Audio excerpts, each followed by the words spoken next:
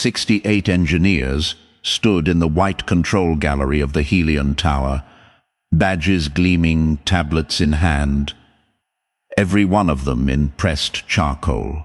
Then the service door swung open and Elias Mercer walked in. Faded jacket. A 6-year-old girl half a step behind him, both arms wrapped around a stuffed fox. Someone near the front laughed and said it looked like a bring your kid to work day. Elias didn't turn. Crouched, tucked a strand of hair behind his daughter's ear, and walked onto the floor. 4 minutes later, the master load console that 3 senior engineers had failed to revive came back online under his hands, every sector reading green. Nobody laughed after that. Not even Vivian Hale, who had moved close enough to read the screen, her pulse running faster than she wanted to admit. The man they mocked would become the only thing standing between her and everything she was about to lose. That morning had started like any other inside the Helion Tower. 31 floors of pale glass above the river, headquarters of the company that kept the lights on for 9 districts and 400,000 homes. But the operations gallery had been cleared and reset into something else. 68 candidates filled it in 2 long rows, each one hand-picked, each one carrying the particular posture of a person who believed the job was already theirs. Former grid controllers, systems architects, 2 who had run national load centers. Now, people who had spent careers being trusted with the switch and had grown very comfortable being the smartest in any room. Then the door turned and Elias Mercer walked in, and the comfort in the room found something to aim itself at. Garrett Vance crossed the floor before the desk. Clark could speak. He was 41, broad, with the easy confidence of a man who thought the contest was over. Director of operations, he seems to be uneasy about this tryout, and he had decided to let the unease come out as a joke, not by technology. He stopped close enough to make the height difference a statement. Daycare S on the ground floor, friend. You took a wrong turn. More laughter from the rows. One of the National Center men gave a slow, generous nod. Elias looked at him directly.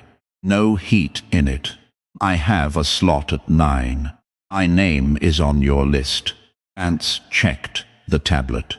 Something crossed his face and was gone. The name sat at the very top of the roster, added late the night before. Added personally by Vivian Hale, CEO of Helion Grid Systems. I handed the tablet back to the clerk and said nothing about it. Knopf tipped his chin toward the floor. Wren was walked to a small waiting nook by the glass wall, where someone had set out paper and a cup of colored pencils. She sat, propped Marlowe the fox against the cup, opened to a blank page, and started to draw without a sound. The first round was not about speed. It was about reading a system. Each candidate got 3 minutes at a diagnostic terminal loaded with a simulated fault. A regional feeder behaving strangely, no clean answer, no time to look anything up. The people ahead of Elias came with laminated certifications and printed commendations. One brought a folder an inch thick. 2 of them opened the same way. I've run grids for 20 years. Elias came to the terminal with nothing in his hands. The proctor looked up. Your credentials. Elias set a single sheet of white paper on the desk. On it was a phone number and 1 line. All this if you need verification. The proctor studied it. Vance, arms folded nearby, let out a short breath through his nose. The sound a man makes when he has decided to be patient where everyone can see it. "You're serious," he said. "Very," Elias said. The second part was a fault read. Each candidate watched 90 seconds of live telemetry from a simulated cascade. A wall of moving numbers, a regional grid sliding toward collapse, and had 30 seconds to name the failure points and propose a sequence. One of the National Center men watched, paused, and identified 4 of the 6 flagged faults.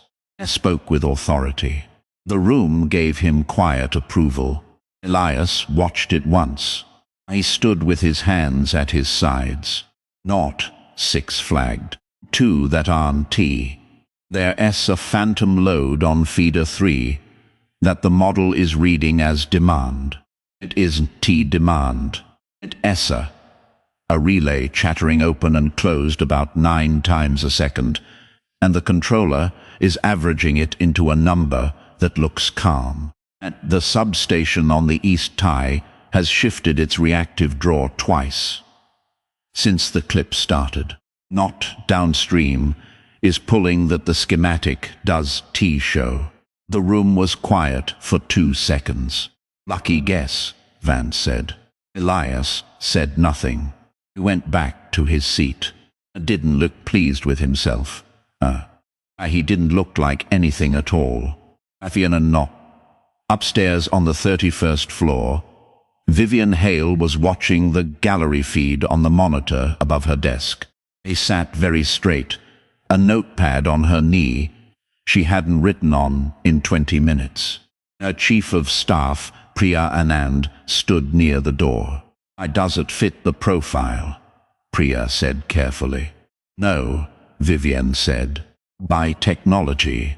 3 weeks earlier, an unmarked envelope had landed on her desk.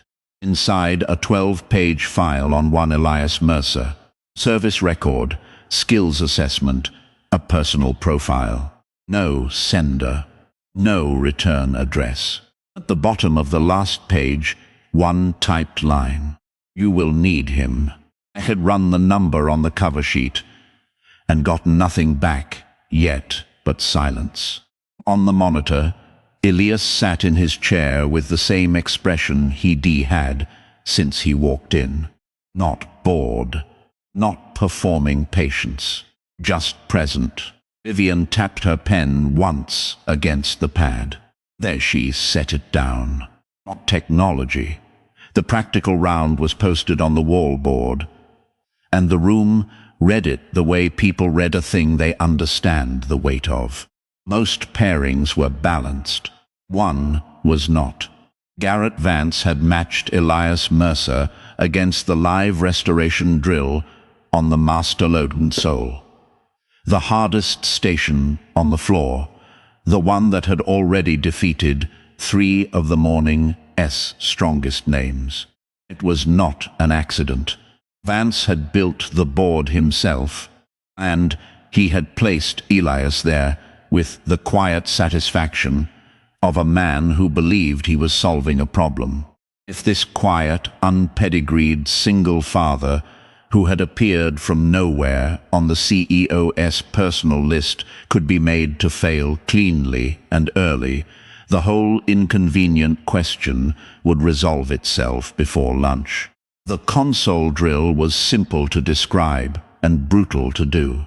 A simulated substation had thrown a cascading fault, breakers tripping in sequence, protection relays locking out, the kind of layered failure where every obvious move makes the next failure worse. The task was to bring it back without blacking out the simulated district. 3 senior engineers had tried that morning.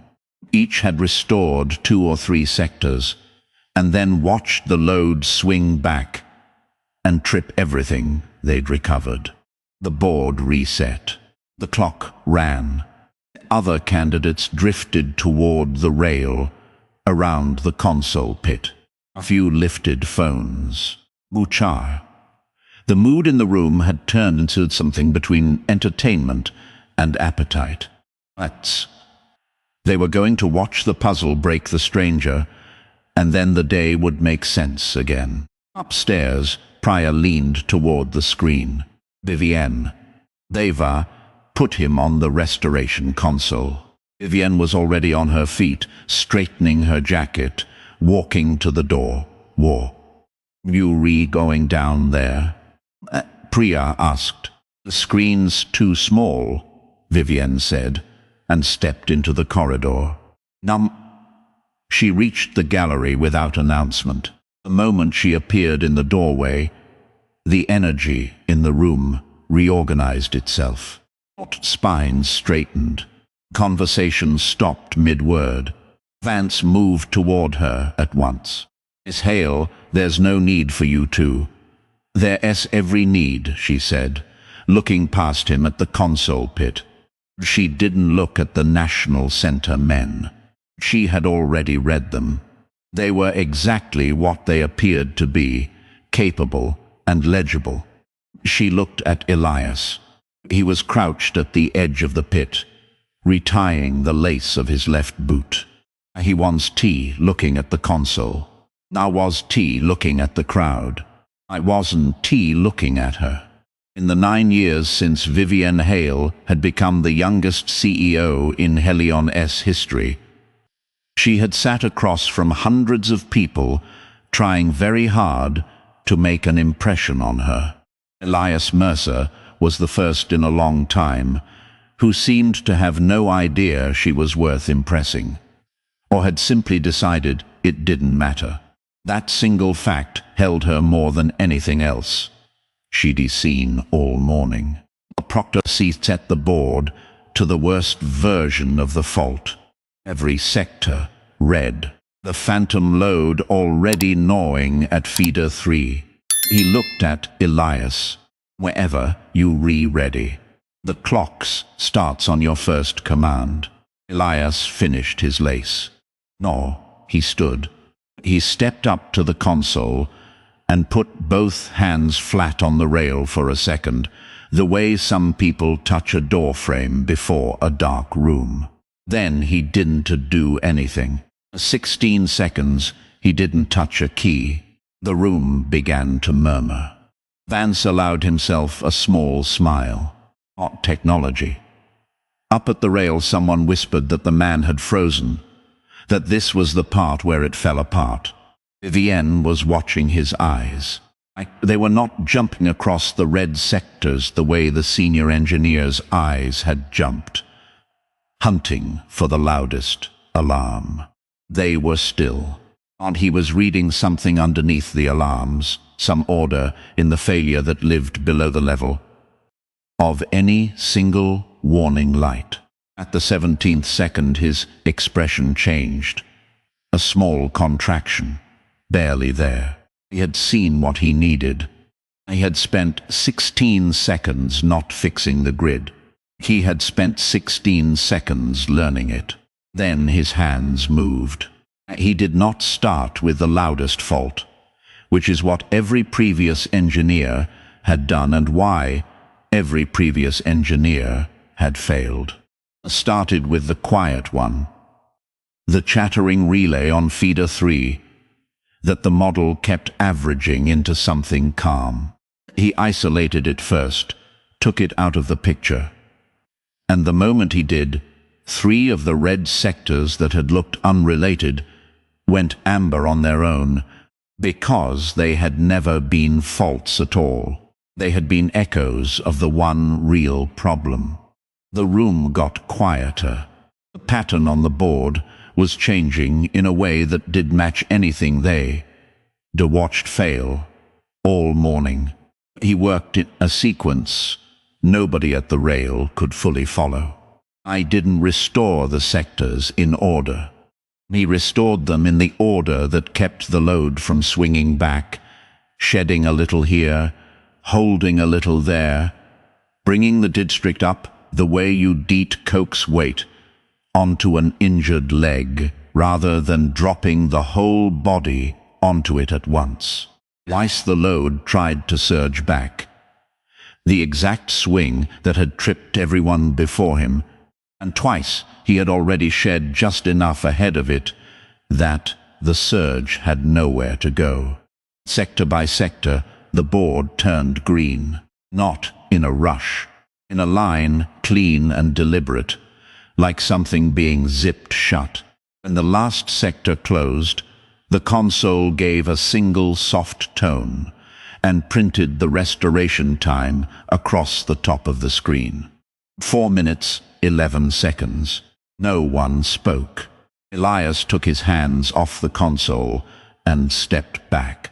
His breathing hadn't changed.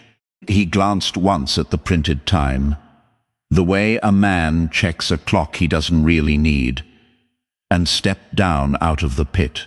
Vance was holding a clipboard. He didn't seem to notice when it slipped and tapped against his knee. The phones that had come up to capture a quiet humiliation were still recording. Nobody had thought to lower them. Wren appeared at the edge of the gallery. Having slid off her chair the second, the room went silent instead of loud. I crossed the floor with the focused urgency of a 6-year-old on a mission. "Dad, are you finished?" Elias crouched to her level and looked at her face with the careful attention he gave everything. "All finished. Not we go find you some apple juice." She considered it seriously. "With the crushed ice." "With the crushed ice," he said. He stood, took her hand, and walked toward the exit. Not technology.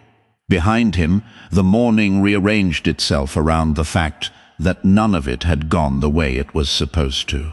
Vivian Hale stood by the door. Her hand came off the frame. I turned and walked back toward the elevator, and Priya fell into step beside her. Not my technology. And for the length of the corridor, neither of them said anything. Then Priya said, very quietly, his hands didn't shake. "I know," Vivian said. Pressed the call button. The doors opened, and somewhere between the gallery floor and the 31st, she admitted to herself, as a private and purely operational note, that she had not looked at a single other person in that room for the last 10 minutes.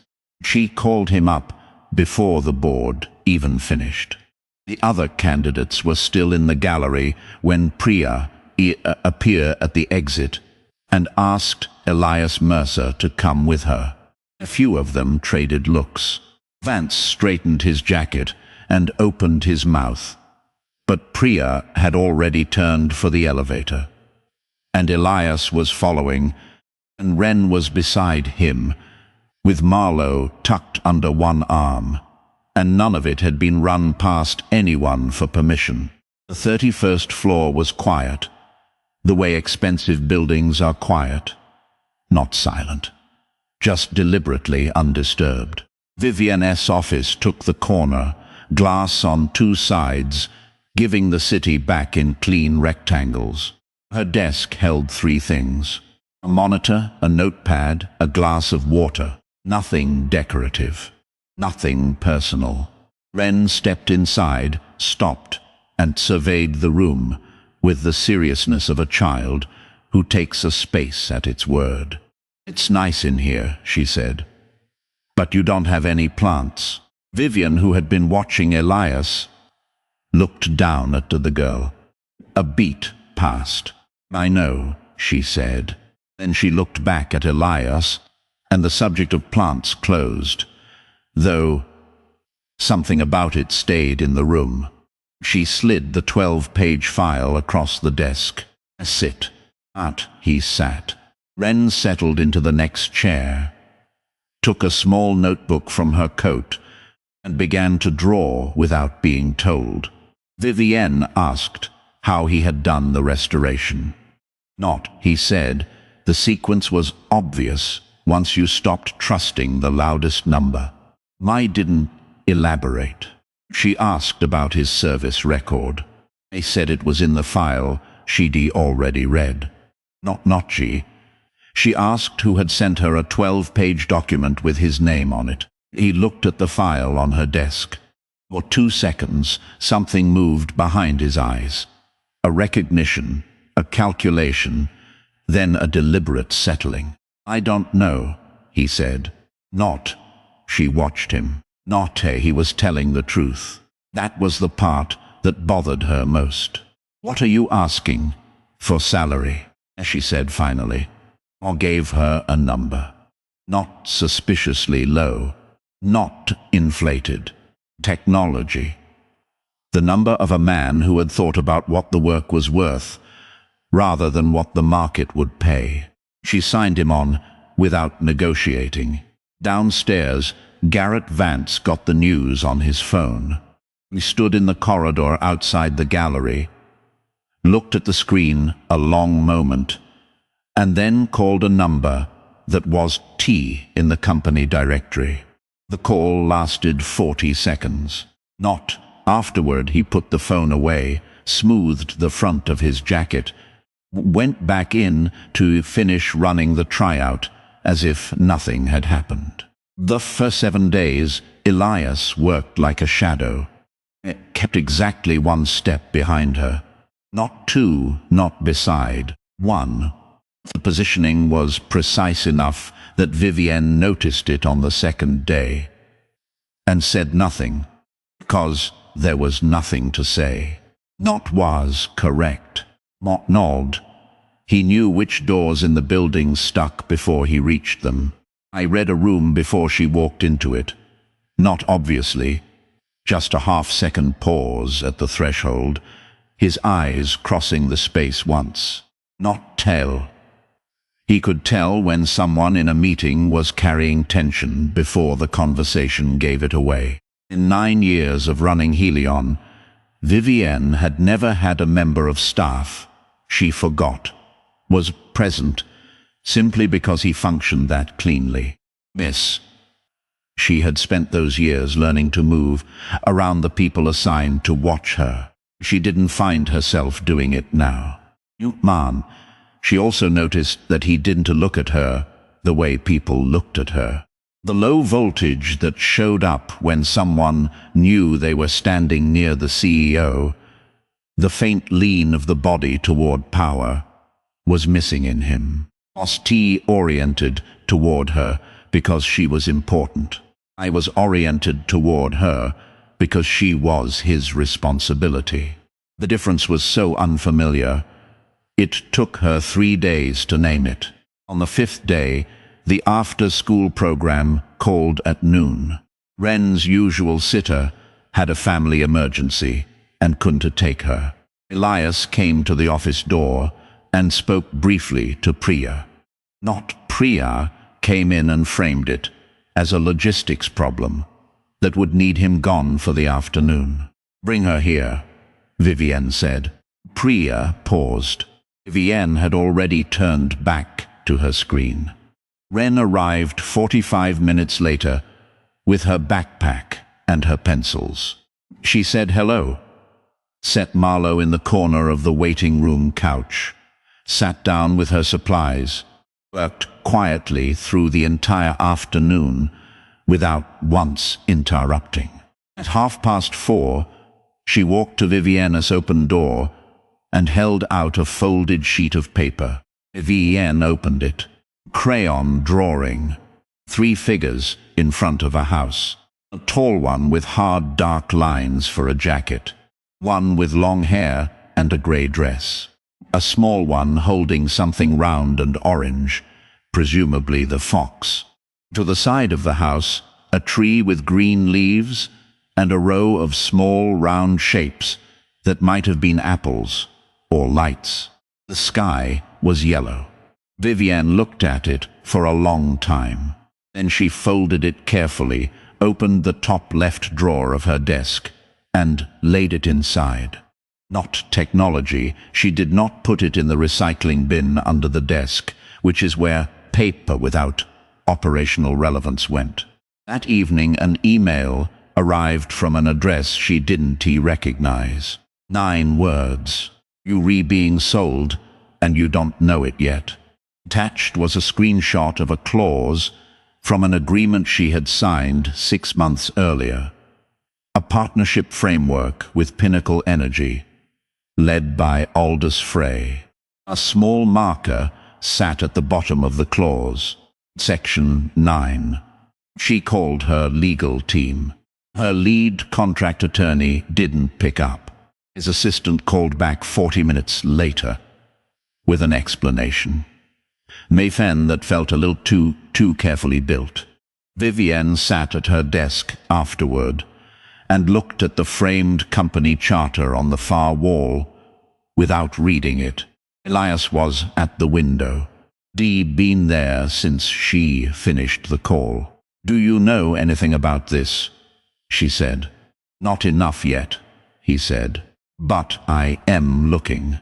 The dinner with Aldous Frey was set for Thursday at a restaurant on the top floor of the Meridian, the kind of place where the lighting is to make designed powerful people feel comfortable.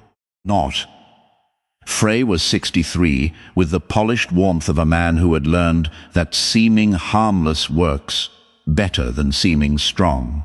He stood when she arrived, expressed something that sounded like real pleasure, and ordered a bottle that cost more than most people's week. But he gave Elias one brief look, the look of a man completing an accurate assessment and finding it worth noting. The meal moved through its early courses like a duet between two negotiators who had agreed to enjoy the theater of it. Brignam. Frey spoke about the Pinnacle partnership with warmth. He used the words and alignment and without flinching. He named 3 of Vivienne's initiatives in a way that showed he'd done his homework. Then, over the main course, as if the words weren't T-loaded at all, he said, "The Q4 benchmarks will be the natural moment to consolidate, of course." Given Section 9, Vivienne set down her fork with the careful motion of a person who does not let her hands say what her face will not. Inside, something dropped and kept dropping. "Of course," she said. Frey smiled the smile of a man who believed he had already won.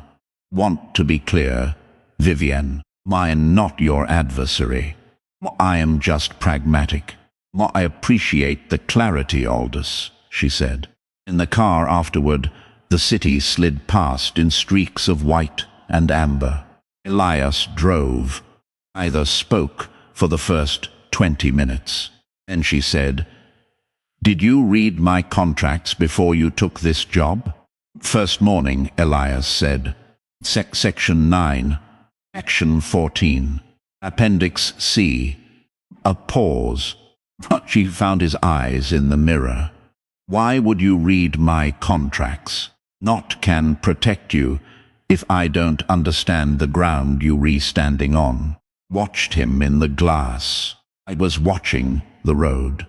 There was a line of tension in his jaw that hadn't been there at dinner, which meant he had been performing calm in that restaurant the way she had, and she hadn't noticed until now. The thought settled into her chest and stayed there. 3 nights later, the access log for the Helion server core showed an 11-minute gap. No footage, no error code to explain it. Just the gap, which was supposed to be impossible under the current system, unless it had been made by someone who understood the system well enough to edit it from the inside. Elias found it during his end-of-day review. He didn't report it. And he copied the log, closed the original, missing and sat her. A long while in the second-floor security office, looking at the 11-minute window.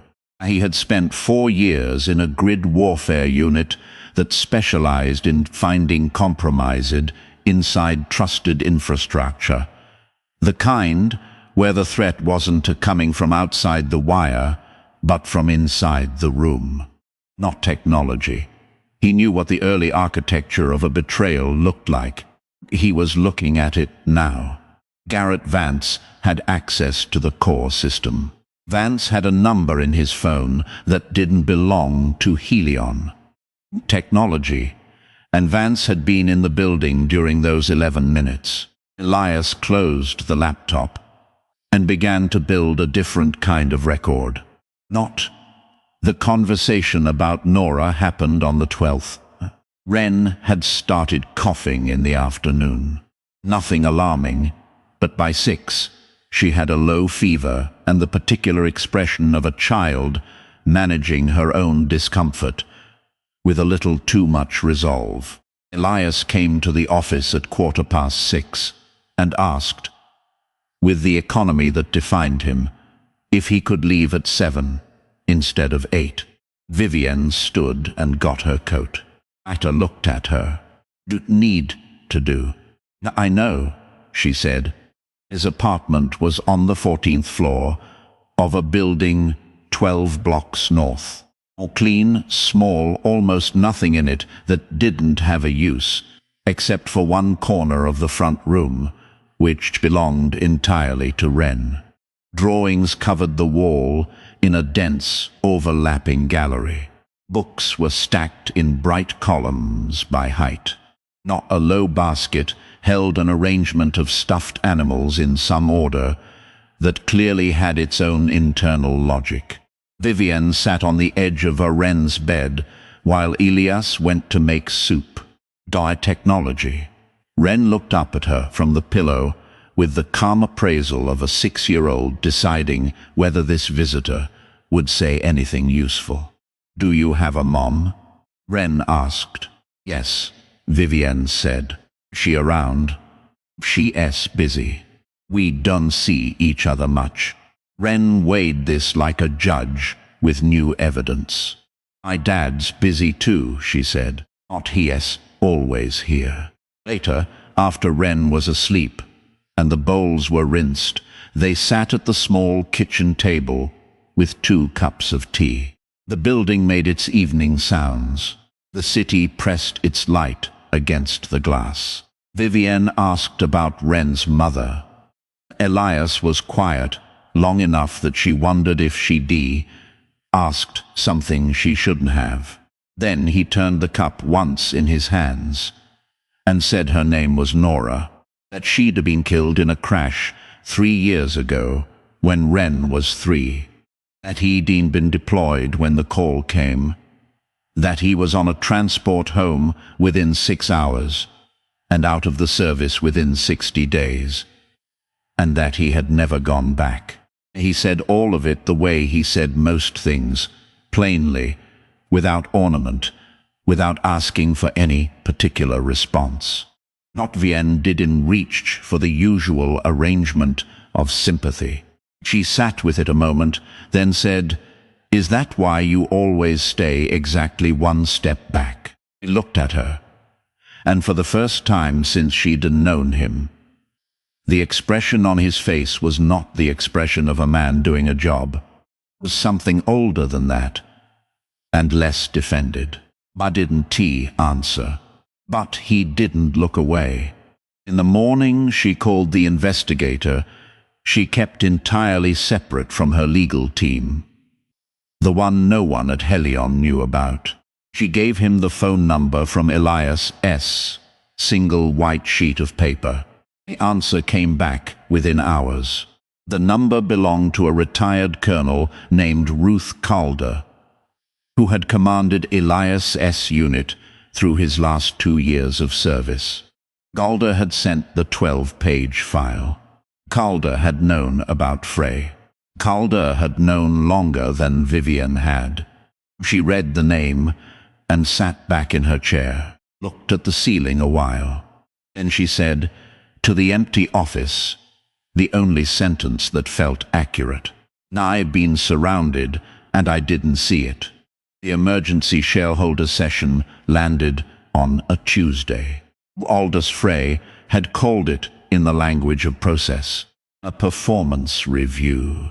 Routine Q4 evaluation. Conversation about alignment. But Elias had been tracking the edges of the thing for 11 days, and what he saw in the 48 hours before the meeting was not consistent with routine anything. Top technology. 2 service elevators had been accessed after hours on maintenance badges that were never checked out through the system. 3 outside visitors had been logged under a consulting firm that didn't exist in Helion's vendor records. And on Monday night, the motion sensors outside the server core had registered a 6-second anomaly. 6 seconds in which they detected a presence and then stopped detecting it, which meant they had been overridden rather than fooled. Elias built the picture piece by piece on the security office screen, and the picture that came together was this. Someone meant to reach the Helion dispatch core during the shareholder session, when every decision-maker in the company would be in one room, facing one direction, focused on one problem. The dispatch core didn't just hold client data. It held live control of load balancing for all 9 districts. In the wrong hands, in the hours around a forced leadership change, whoever held that core could throw the city into a rolling cascade and call it an accident, and use the chaos to push the merger through before anyone understood what had happened. D had 40 minutes. I moved through the building the way he'd been trained to move. Not running, not conspicuous, with the specific efficiency of someone who has chosen a route and committed to it completely. He cleared the lower floors. He confirmed the boardroom was secure.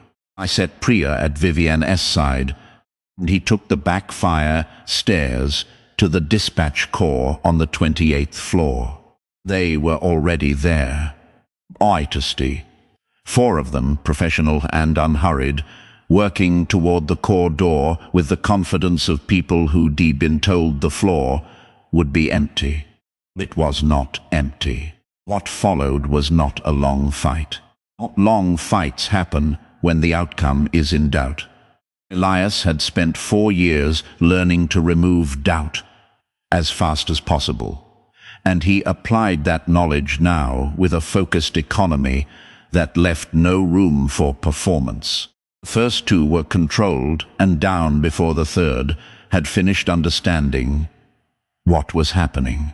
The third came from the left at an angle. Elias had read the moment he saw the Team S formation. The fourth, the largest and most dangerous, lasted longest. 11 seconds. Mel. Garrett Vance stepped out of the side corridor with a side arm and the flat expression of a man who'd reached the part of the plan he'd rehearsed. "I need 15 minutes, he said. "Stand down and nobody gets hurt." Elias looked at him. His left shoulder had taken a hit in the last exchange. Nothing structural. I filed it and moved on. "No, don't have 15 minutes, he said. The confrontation was brief. Vance was trained and committed, but he was operating on the logic of threat. Elias was operating on the logic of necessity, and necessity has a particular advantage at close range. By the time the building security team's boots sounded on the fire stairs 2 minutes later, Vance was seated against the wall, with his hands secured and a resigned expression that held, underneath it, the specific shame of a man who had bet on the wrong outcome. Downstairs in the boardroom, Vivian Hale sat at the head of the table with 31 shareholders and 1 Aldous Frey arranged in front of her. She had taken Priya's update through an earpiece 60 seconds earlier, absorbed it, and returned her face to baseline.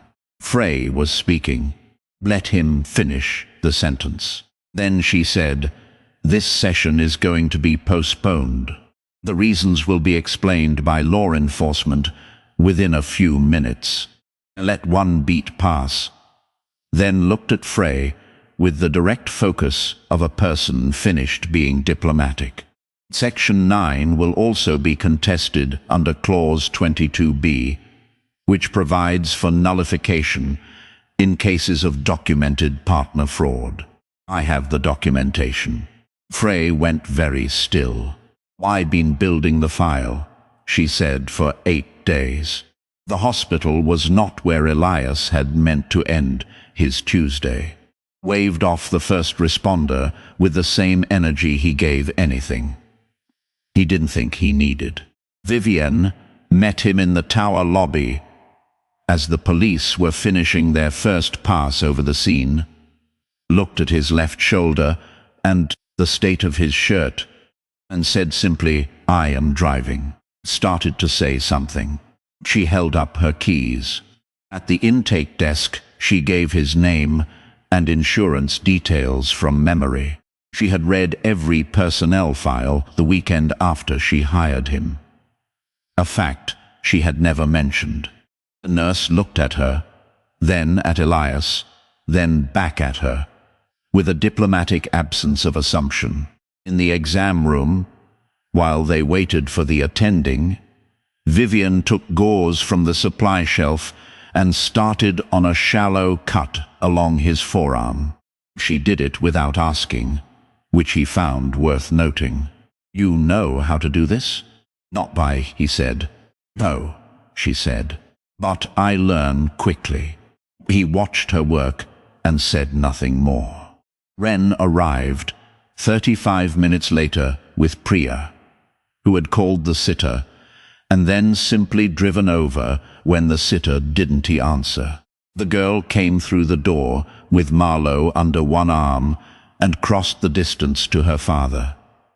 Bed in about 4 steps. Not by technology.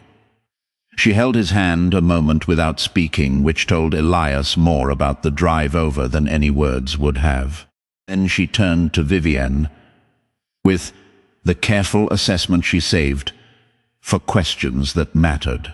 "Is Miss Hale the reason Dad got hurt?" "Not by," she asked. Elias said, "No. Dad got hurt because of what the job needed him to do." Ren considered it. The reasoning was acceptable. She turned back to Vivienne, and whatever she found in the woman's face seemed to answer some second question she hadn't said out loud. "Can you stay?" "Denel," she asked. "I want Dad to be alone when he is hurt." Vivienne looked at Elias. He was studying the paint on the wall above the bed with great attention. I pulled the chair beside the bed closer and sat down. "Okay," she said. By 11, the corridor had mostly gone quiet. Ren was asleep on the waiting bench against the opposite wall, her head on Vivienne's jacket. Marlowe fitted into the space under her chin. Vivian sat without moving, one hand resting near the girl's shoulder. Elias stood in the doorway of the exam room, cleared for discharge, but not yet gone. In a clean shirt Priya had brought from the apartment, along with Ren's things. Watched the two of them in the yellow corridor light, and didn't speak for a long time. Vivienne looked up. Neither of them said anything. Outside, the city ran its usual frequencies. A siren somewhere far off, the low hum of traffic, the ordinary noise of a place that doesn't slow down for anyone's emergency.